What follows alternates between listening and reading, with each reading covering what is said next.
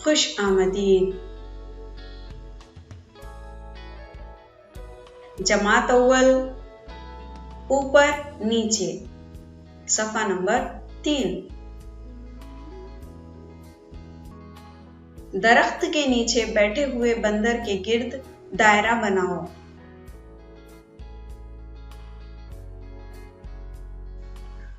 तस्वीर में हमें 2 दरख्त नजर आ रहे हैं और एक दरख्त के नीचे बंदर बैठा है और एक दरख्त के ऊपर बंदर बैठा है।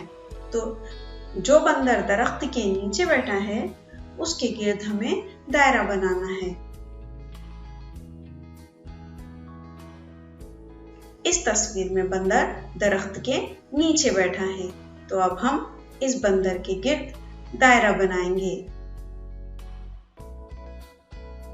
इस तरह से।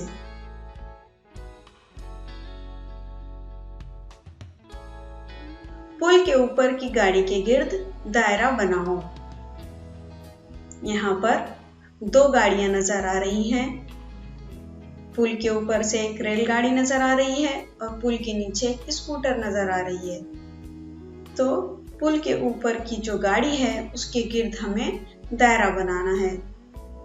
तो पुल के ऊपर रेलगाड़ी है, तो अब हम उसके गिर्द दायरा बनाएंगे इस तरह से।